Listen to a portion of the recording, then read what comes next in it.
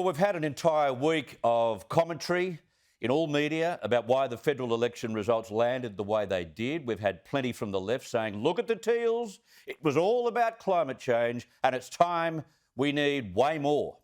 We've had some on the right saying it's time the Liberal Party switch back to being true Conservatives again. But some of the most outstanding commentary that I've seen, especially in recent days, has come from News Corp business editor Terry McCrann. He's not so fixated on the past or the whys or the hows. He's been looking ahead to the ugliness of the next parliament, the inexperience of the new treasurer, and what our country will look like when Labor gets through to 2025 in some way. Terry McCrann joins us right now. Terry, thank you so much for your time. I want to ask you to this very different parliamentary configuration, firstly. About 10 Green or Teal bodies in the lower house. The government may have just a one-seat majority and it'll be a very unfriendly and divisive Senate. How the hell is that going to work?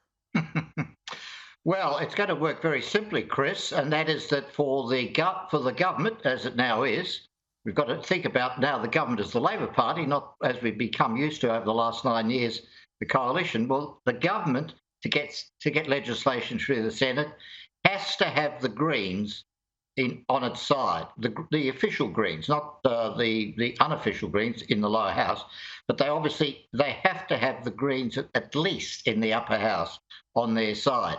And this is a new ball game. I mean, we had it briefly, I think, with Kevin Rudd, if Kevin Rudd and the Greens had been able to agree about the original carbon tax, they would have got it through in 2008, 2009. So clearly, we've become used to in the last 9 years the government, the coalition government, having a couple of avenues. They could put together different packages of senators in the Senate to get things through. But now it's very clear it can only be the Greens, unless, of course, and there is legislation which is uncontroversial, which the government and the opposition will agree to pass together. I don't see that happening, certainly under a Dutton leadership in the big controversial areas. And it's not just climate change, Chris, obviously. It's a number of things on the economy, like, for example, the package to which the government has proposed to provide finance for first home buyers, very different to the coalition's proposal.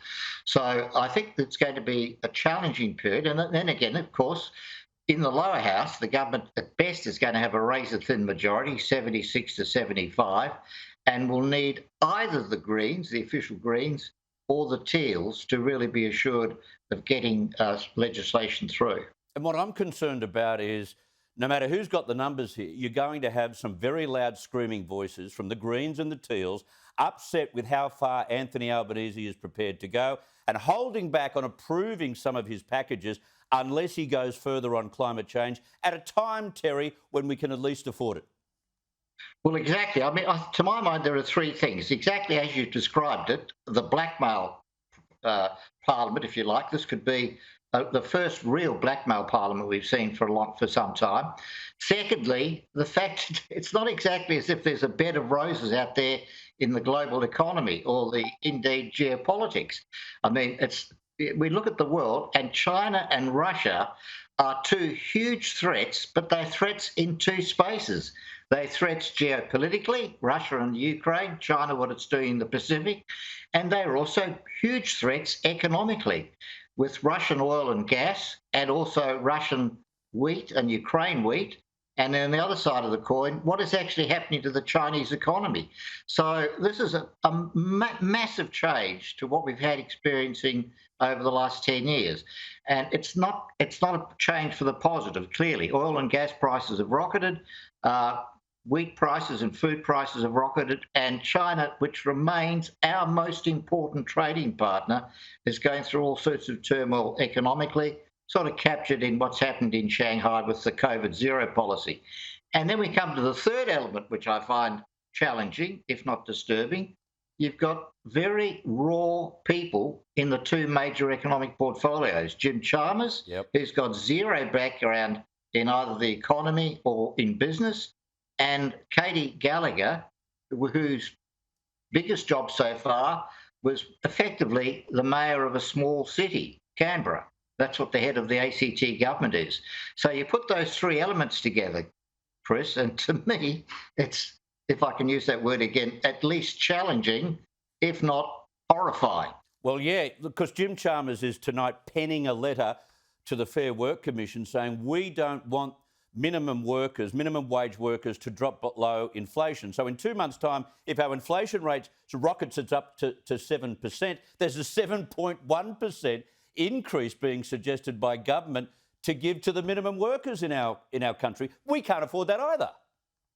Well, if it was only the minimum workers, Chris, I think I might buy it. But there's no way that if that 7.1% is the minimum wage, that it's only going to stay there, that will spread right across the workforce. Now, you and I both would like wages to keep up with inflation. But the way to achieve that is not to have wages chasing inflation. It's taking real steps which will reduce inflation. And some of that's tough, like putting up interest rates to slow the pace of activity in the economy. But some of the other things which can be done to reduce inflation, again, common sense, reducing energy prices. And you do not reduce energy prices by closing down all our coal-fired power stations. Yeah.